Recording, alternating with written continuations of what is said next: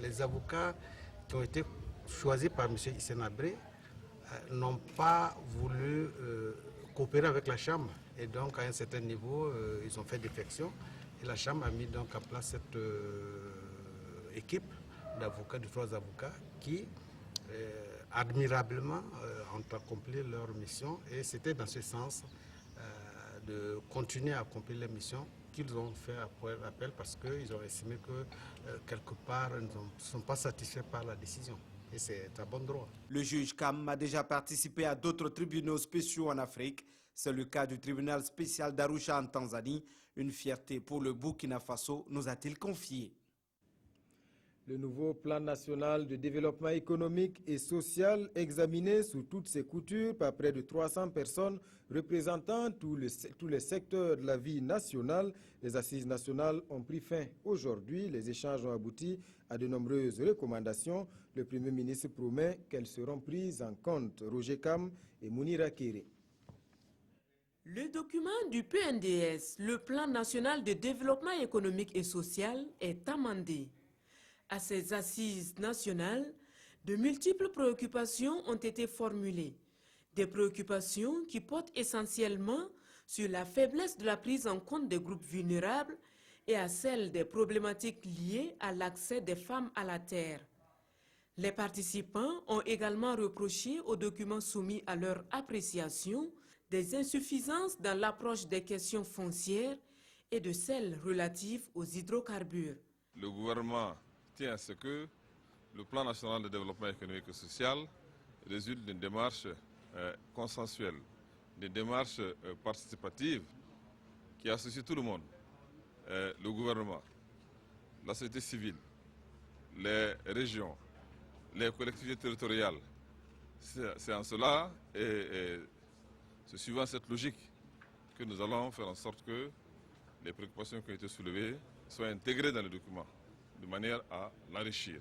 Dans l'élaboration du document final, les participants souhaitent que les secteurs de l'éducation et de la protection sociale soient mieux valorisés. Aujourd'hui, on doit à même d'investir fortement dans l'éducation pour sortir du gouffre dans lequel l'enseignement supérieur est en train de se plonger. On a considéré que l'enseignement supérieur devait être beaucoup plus valorisé.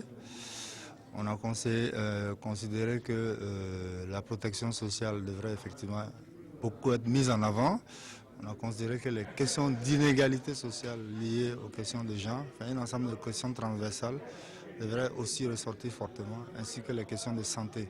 Toutes les recommandations seront intégrées dans le document final du PNDS, document qui sera ensuite soumis aux partenaires techniques et financiers pour appréciation. Et justement, pour la mise en œuvre réussie de ce plan, il faut bien sûr l'accompagnement des partenaires techniques et financiers. Hier, le Premier ministre a eu des échanges avec 2 d'entre eux, la Banque mondiale et l'Union européenne, l'occasion de passer en revue les axes de coopération. Urbain Benito Sommet et Nathalie Sawadgo. Le représentant de la Banque mondiale et le chef de la délégation de l'Union européenne chez le Premier ministre Paul Kabat-Thiéba. Ensemble, ils ont passé en revue la coopération entre le Burkina Faso et la Banque mondiale. Nous avons parlé de plusieurs secteurs importants pour le Burkina Faso, notamment le secteur de l'énergie, le secteur des infrastructures liées aux technologies de l'information et de la communication. Et nous avons aussi parlé de l'action sociale, donc la protection sociale, les filets sociaux, dans lesquels nous avons un projet ici en exécution. J'ai pu déjà vous dire que nous sommes très satisfaits du degré de collaboration. Outre ces projets, la Banque mondiale a un portefeuille en cours d'exécution dont le montant en dollars américains est de plus d'1 milliard. Nous travaillons aussi avec le gouvernement dans le cadre de l'accompagnement que la Banque mondiale envisage pour la mise en œuvre du programme de plan national de développement économique et social, le PNDS. Donc nous avons aussi des projets et programmes dans le pipeline.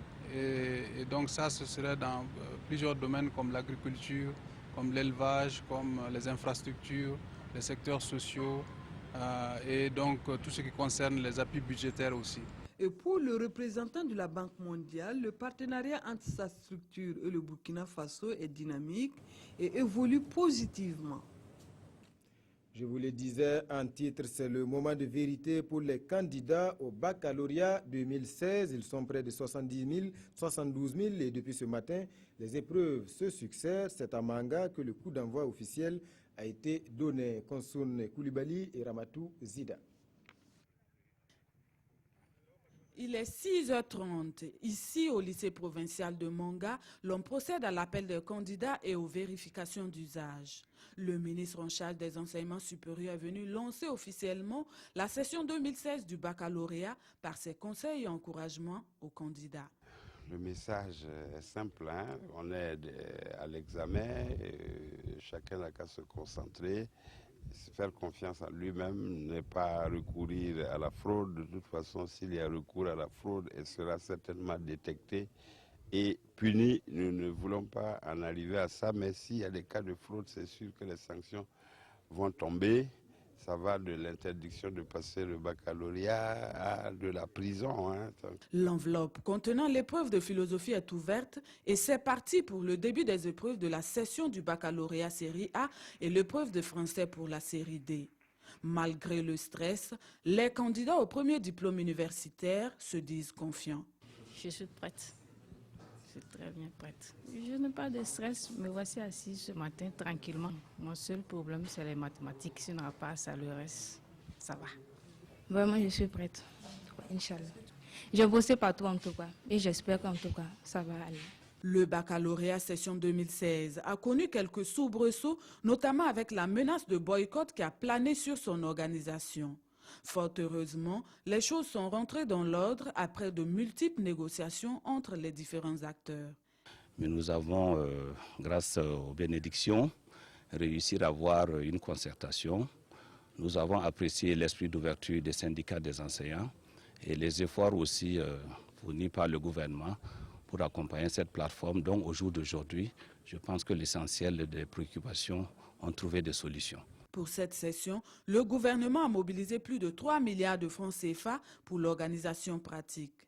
Une session qui enregistre 71 712 candidats inscrits dans 276 jurys et 120 centres répartis sur toute l'étendue du territoire, comme ici à Kombisiri, où le ministre de retour de Manga a fait escale pour encourager les acteurs de la localité. Dans la région du centre, ce sont près de 27 000 candidats qui cogitent depuis ce matin. Là aussi, rien à signaler. Les choses ont bien commencé. Aucune difficulté majeure n'a été relevée. Amadou Ilboudo, Moumouni Soubega.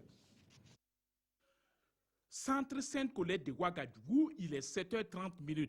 C'est l'heure du démarrage des épreuves du baccalauréat session 2016. Et après vérification de l'enveloppe contenant le sujet, la composition peut commencer. La première épreuve à affronter, c'est le français et les candidats sont confiants. Après avoir traversé les 9 mois là, je peux dire que je suis prête pour affronter l'examen. Le centre Sainte-Colette compte 5050 candidats au baccalauréat répartis dans 4 jurys. Selon son président, tout se passe bien pour l'instant. Presque tous les élèves sont passés hier soir pour retrouver les salles de composition. Et je dirais que pour le moment, tout le monde est en salle et que tout va bien. 27 000 candidats sont à la conquête du premier diplôme universitaire session 2016 dans la région du centre. Au département en charge de l'enseignement supérieur, l'on dit avoir pris des dispositions pour le bon déroulement de l'examen. Nous avons mis à la disposition de tous les jurys le matériel nécessaire. Nous avons également fourni tous les bureaux en personnel, des présidents de jury aux secrétaires de jury, en passant par les surveillants, les correcteurs, la sécurité, tout un ensemble de personnel, environ 25 000 personnes qui sont mobilisées à l'occasion pour permettre le bon déroulement des épreuves. La délibération du premier tour est prévue pour le 30 juin. Les résultats du second tour sont attendus le 6 juillet. Voilà, et comme je vous le disais, le ministre Filiga Michel Sawadgo est sur notre plateau. Bonsoir, monsieur le ministre. Bonsoir, monsieur le journaliste. Alors, après l'accord qui a été trouvé avec les enseignants du supérieur pour permettre la bonne tenue de ce baccalauréat 2016, on apprend qu'il y a encore quelques problèmes liés notamment à la prise en charge des enseignants qui se déplacent. Alors, qu'en est-il exactement? Alors, ce que je dois vous dire est simple, hein, il n'y a pas de problème sur ce plan. Hein. L'accord a prévu que les dispositions qui concernent le baccalauréat sont immédiatement applicables. Dans ces conditions, ce sont les montants prévus par cet accord-là qui sont ou qui seront payés. Et donc, on peut rassurer tous les enseignants, tous les présidents de jury, les correcteurs, tous les intervenants en réalité. Parce que ce qui a été fait, c'est de permettre à tous ceux qui interviennent de bénéficier de l'amélioration que le gouvernement a consentie dans les prises en charge et dans les indemnités servies. C'est vrai que ce qui a manqué, c'est que nous n'avons pas donné aux financiers des instructions fermes. Ce matin, ces instructions ont été données. Donc tout le monde est au courant des montants à payer. Ça veut dire que peut-être sur les fiches, c'était les anciens montants peut-être. C'était les anciens montants. En réalité, c'est parce que les paiements doivent intervenir au bout de 2-3 jours. Hein. Ça, c'est pour la moitié de la somme. Et à la fin, pour le restant des sommes. Mais ce que je peux vous dire, c'est que les choses sont rentrées dans l'ordre. Du reste, il y a eu beaucoup d'exagération. Hein. Aucun intervenant n'entendait bloquer le déroulement du baccalauréat pour ces questions d'indemnité, en sachant que ces montants-là seront servis. Hein. Même si au départ on a servi un montant insuffisant, on savait que les corrections seront apportées. Donc tout est rentré dans l'ordre. Tout est rentré dans l'ordre. Et nous-mêmes, nous sommes passés dans beaucoup de jurys. Nous avons les présidents, les vice-présidents qui ont sillonné beaucoup de centres et qui n'ont même pas eu affaire à une véritable grogne, puisqu'il y avait quand même l'assurance que ce qui va être payé, c'est ce qui a été arrêté par le protocole d'accord entre le gouvernement et les syndicats. Alors on sait qu'au-delà donc de cette prise en charge, ce protocole d'accord là nécessite la mobilisation de près d'1 demi-milliard de francs CFA. Alors, est-ce que l'argent est disponible pour... L'argent est disponible. Ça va être vraiment très simple. Ce matin, pendant que j'étais entre Manga et Kombisri, Madame la ministre déléguée m'a appelé pour dire que la somme pouvait à tout moment être, j'allais dire, récupérée dès lors que nous ferions la demande. Donc, ça veut dire que demain ou après-demain, nous pourrons récupérer ce montant-là. Et pour vous dire aussi qu'il n'y a pas de problème, c'est parce que l'accord a été négocié sous l'égide de son Excellence, Monsieur le Premier ministre, et en présence de la ministre déléguée, qui savait donc quelles étaient les conséquences de cet accord-là. Donc, je vous assure vraiment qu'il n'y a aucune ombre au tableau du baccalauréat sur le plan financier. Alors voilà qui est rassurant. Pour ce premier jour, Monsieur le ministre, on vous a vu lancer les épreuves à Manga. Quel bilan on peut faire du déroulement des épreuves à ce premier jour? Le bilan, c'est un bilan positif. J'allais dire que c'est un bac tout à fait ordinaire. Nous avons retrouvé évidemment les autorités qui, au moins pour le premier jour, ont accepté de faire le déplacement, le gouverneur, les hauts commissaires, les commissaires de police, la brigade, beaucoup d'autorités, des maires ou des présidents de délégations spéciales. Et tout ça montre que le bac est quand même un grand événement pour toute la nation et nous tenons à les remercier. Nous avons vu tout le dispositif en place, les chefs de centre, leurs adjoints, les directeurs régionaux, tous les présidents. Donc nous voulons les encourager à poursuivre comme ce matin pour que les choses se passent bien. Nous profitons aussi pour encourager les candidats qui sont confiants et qui doivent savoir que le baccalauréat répond à certaines normes. Il y a un niveau de qualité requis, des connaissances requises et on ne sort pas de là. Il n'y a aucune intention de faire du malthusianisme. Justement, Monsieur le ministre, on a vu les faibles taux de succès enregistrés au BPC. Alors, certains candidats au bac manifestent leur inquiétude et ils voient peut-être une volonté affichée de réduire peut-être le nombre d'admis. Je vais vous rassurer qu'il n'y a pas de mesures particulières pour le baccalauréat. Et vous rassurer aussi qu'au niveau du BPC, en réalité, quand on confronte les pourcentages des différentes années, le taux de cette année se situe dans la moyenne nationale réalisée sur les 10 dernières années. J'ai eu la chance d'être sur le plateau avec le ministre de l'Éducation nationale qui a montré, chiffre à l'appui, que ce taux n'a rien d'exceptionnel. Ce taux se situe dans la moyenne. Ce que nous souhaitons évidemment, c'est que ce taux s'améliore, qu'on atteigne les 50-60% de taux de succès, ce qui nécessite aussi que les différentes parties prenantes s'investissent davantage. Bien sûr, tout le temps l'État, mais aussi les élèves eux-mêmes, les parents d'élèves, qu'on arrive à avoir des effectifs moins importants, qu'on puisse démarrer les cours très tôt, parce que souvent on dit que la rentrée c'est le 1er octobre, en réalité souvent jusqu'au 15-20 octobre, il y a des établissements où les cours n'ont pas commencé. Donc nous tous ensemble, on peut améliorer ces taux-là sans brader donc la qualité de notre système éducatif. Merci Monsieur le ministre d'être passé sur ce plateau. Il ne reste plus qu'à souhaiter donc bonne chance à tous les candidats. Voilà. Merci. Je vous remercie et je vous souhaite une bonne continuation. Merci de votre beaucoup, journal. Monsieur le ministre. Et puis le processus de désignation des maires de communes qui se poursuit, une opération émaillée d'incidents graves dans de nombreuses communes en cause des candidats contestés, bien souvent dans leur propre bord politique. C'est le cas notamment à l'arrondissement 8 de Ouagadougou, où l'élection s'est terminée en queue de poisson. Explication, Salifou Belem, Olopoda.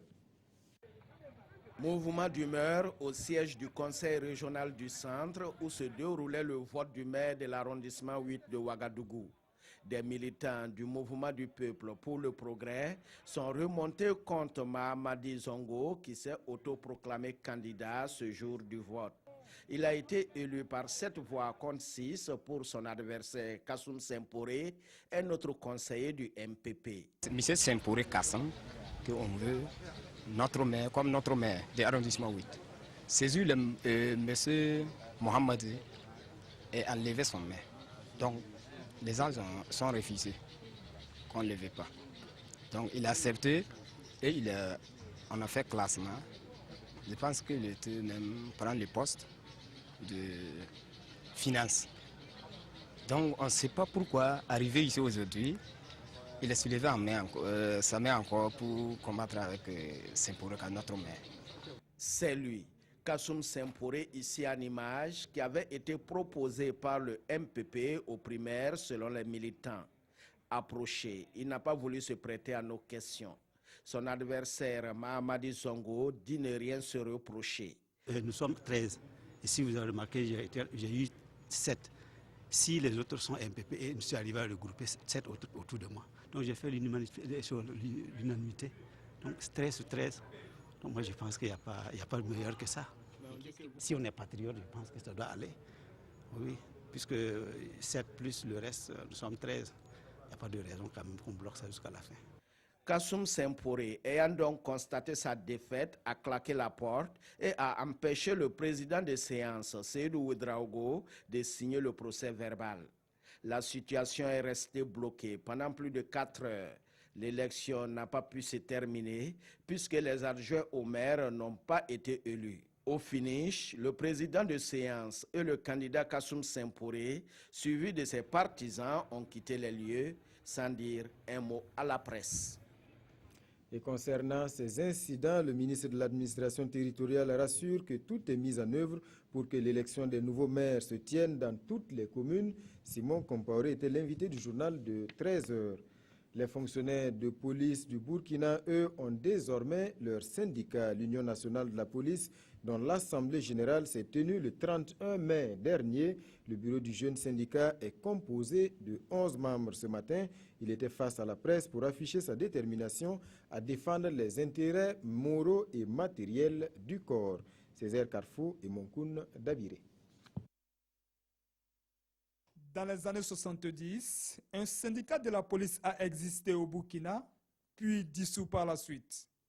Un autre syndicat vient de voir le jour, l'Union nationale de la police. Il a présenté son bureau à la presse ce lundi 20 juin 2016. Composé de 11 membres, ce bureau aura la lourde tâche de défendre les intérêts moraux et matériels des membres de la corporation et maintenir la discipline dans les rangs. Constatant l'inexistence d'une structure apte à défendre les intérêts moraux et matériels des policiers, il a paru judicieux de mettre en place un cadre adéquat à même de pallier cette insuffisance.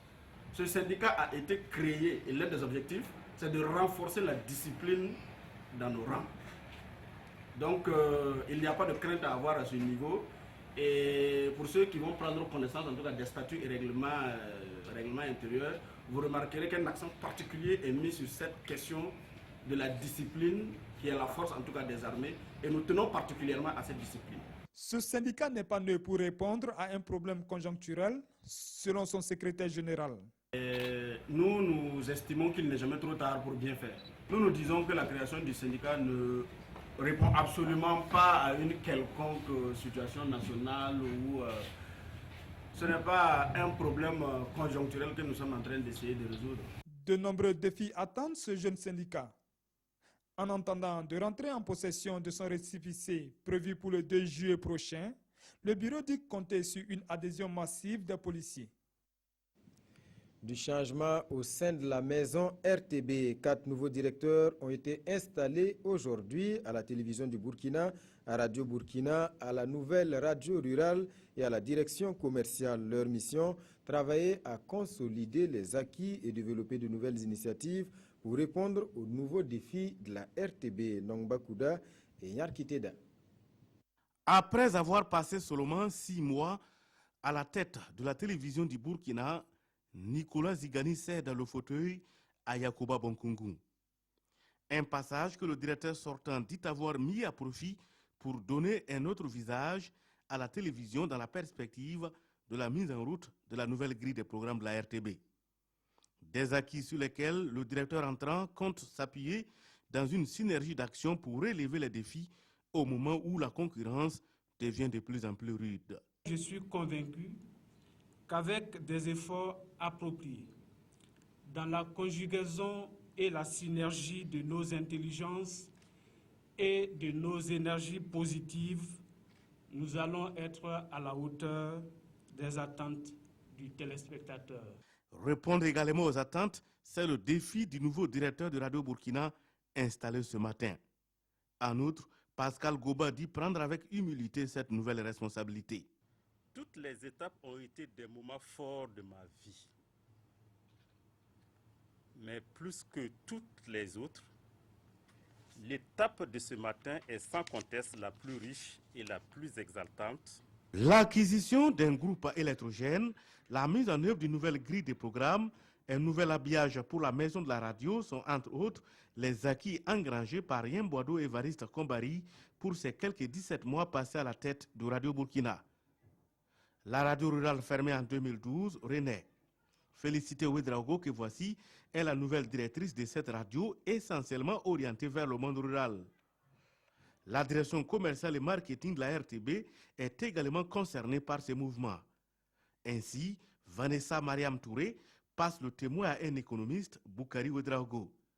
Arrivée dans un contexte particulier avec un environnement économique défavorable, la directrice sortante a imprimé sa marque pour offrir une autre vision. 1 an et 5 mois, nous nous sommes pleinement investis pour sortir la RTB des ténèbres, en mettant à nu des pratiques opaques de prédation des ressources publiques et en démantelant des circuits mafieux de spoliation de l'audiovisuel public. Les chiffres réalisés sont la preuve concrète de ce que nous disons ici. Plus de 2 milliards de chiffres d'affaires réalisés courant 2015. Aux agents de la direction commerciale et marketing, grâce à qui la direction a engagé de nombreux acquis. Je vous félicite pour les résultats atteints et j'espère pouvoir compter sur votre engagement de soldat toujours prêt à servir pour les missions à venir. À tous ces nouveaux directeurs, Mahaman Lompo, représentant la directrice générale de la RTB, leur a demandé de consolider les acquis et fonder leurs actions sur la mobilisation des compétences et l'écoute pour que brille la RTB dans tous ses compartiments. Les artistes musiciens à l'honneur. La fête de la musique est célébrée aujourd'hui à travers le monde et pour marquer l'événement, les plateaux de prestations gratuites se multiplient. Au Musée national, c'était les 17 et 18 juin dernier. Une soixantaine d'artistes ont tenu le public en haleine. Konsoun Koulibaly, Jacques Lamissa Tarpaga.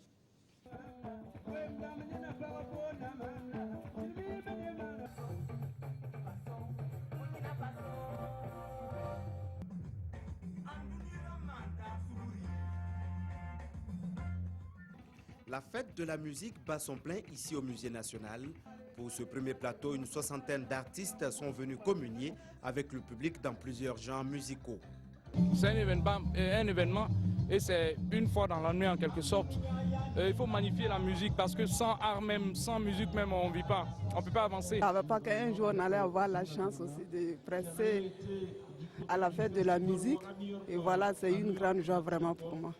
La musique, la fête de la musique, c'est une fête pour tous les artistes. Donc c'est une joie pour tous les artistes. La fête de la musique est célébrée dans plus d'une centaine de pays chaque 21 juin.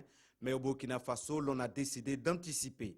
Nous avons voulu, en tant qu'administration publique, décaler cette date pour non seulement permettre au plus grand nombre d'agents du ministère, de fonctionnaires et autres, de participer à cette fête. Au Burkina Faso, plusieurs plateaux d'animation sont dressés dans plusieurs artères de la ville de Ouagadougou. Près d'une centaine d'artistes vont prester. La fête de la musique a été célébrée pour la première fois en 1976 à Toulouse, en France. Hors de chez nous, je vous le disais, c'est l'inquiétude en Californie, aux États-Unis. 2 gigantesques incendies se sont déclarés. Plus de 800 hectares consumés en quelques heures. C'est la conséquence d'une canicule exceptionnelle. Plusieurs autres États sont touchés. Des centaines de logements ont été évacués. Une vague de chaleur qui a déjà causé la mort de 4 randonneurs en Arizona. Ils ont dévoré plus de 800 hectares de terre en à peine 3 heures. 2 feux gigantesques ont surgi dans le paysage en Californie. 300 pompiers se démènent contre ces brasiers alimentés par une canicule infernale et qui totalisaient quelques 14 km² ce mardi. Des centaines de logements ont été évacués. Ces 2 feux qui menacent de fusionner se situent au nord de Los Angeles, dans la forêt nationale d'Angeles, près des villes de Duarte et Azusa. Un autre incendie fait rage en Californie, le feu de Sherpa dans la forêt nationale de Los Padres. Il a doublé en taille pendant le week-end pour atteindre 32 km². 140 domiciles ont été évacués alors qu'il était encore loin d'être maîtrisé. Le mercure a atteint des températures records ces derniers jours, frôlant les 50 degrés dans le sud-ouest américain. Des feux font rage également dans les États du Nouveau-Mexique et de l'Arizona. L'Arizona, à l'est de la Californie, où la vague de chaleur a par ailleurs causé la mort de 4 randonneurs. En Irak, 1 mois après le début de l'offensive de l'armée régulière pour reprendre Falloujah à l'État islamique, les combats se déroulent désormais dans les rues de la ville. Une bonne partie de la localité a déjà été libérée. Près de 2500 djihadistes auraient été tués, mais la situation des civils est préoccupante. Près de 30 000 personnes ont pu quitter la ville et se retrouvent dans le dénuement presque total. En Irak, 1 mois après le lancement d'une vaste offensive contre Daesh, rue par rue, les combats se poursuivent pour reprendre la ville de Falloujah, à 50 km de Bagdad. Lundi, les autorités irakiennes ont déclaré que près de 2500 djihadistes auraient été tués ces dernières semaines au terme de combats acharnés. Mais de nombreux djihadistes seraient parvenus à prendre la fuite. Vendredi, les unités d'élite irakiennes ont annoncé avoir repris une bonne partie de Falloujah, mais le travail n'est pas terminé, comme l'explique ce général. Ils ont essayé d'attaquer nos troupes, leur plus grand effort a porté sur l'axe ouest de la ville, mais lorsque cet axe tombera et que nos troupes atteindront le voisinage, vous n'entendrez plus de coups de feu à Falloujah. En attendant, la situation empire parmi les réfugiés. Selon le HCR, quelques 30 000 civils sont parvenus à quitter Falloujah en quelques jours. Contrairement aux réfugiés déjà pris en charge par les ONG, les nouveaux arrivants sont sans eau, sans nourriture et sans abri. Un véritable cauchemar humanitaire. Un coup d'œil dans les colonnes des quotidiens. Pour finir, 3 sujets retiennent l'attention. L'impact de la grève des gardes de sécurité pénitentiaire, les présumées malversations au Conseil supérieur de la communication et le bac 2016. Lecture croisée avec Abdoul Rasmane Zongo. Ils sont plus de 71 000 candidats, rapporte l'Observateur, en quête depuis ce matin du précieux sésame, le bac 2016. Le plus jeune a moins de 16 ans, car né en septembre 2000, selon le journal, tandis que le plus vieux candidat a 62 ans. Plus de 3 milliards de nos francs sont mobilisés pour l'organisation et la sécurité en est un élément central. Une sécurité haut de gamme cette année, selon l'Express du Faso. Pour le quotidien Bobolais, des mesures de sécurité drastiques sont prises pour éviter le pétrole, les fuites de sujets et toute forme de fraude des candidats. Elles ne sont pas candidates au bac, mais candidates pour un jugement dans demeure de l'aide de leurs proches. Elles, ce sont les épouses, mères, sœurs des détenus qui crient leur ras-le-bol, résumé ici par l'Observateur sous le titre « Le cœur meurtri, elles interpellent Roch ». C'est un ras-le-bol suite à la grève des GSP qui justement cause un retard dans le jugement des détenus. Dans la même veine, aux éditions Le Pays, les manifestantes souhaitent qu'une solution soit trouvée à la grève des GSP afin que les pensionnaires du milieu carcéral soient jugés dans de meilleurs délais. Sur un autre registre, le quotidien Le Soir prévient le Premier ministre de ne pas être complice dans ce que le journal qualifie de, je cite, « affaire malversation au CSC ». Voilà, mesdames et messieurs, c'est la fin de ce journal, l'édition unique de ce soir. Merci de l'avoir suivi et bonne suite du programme.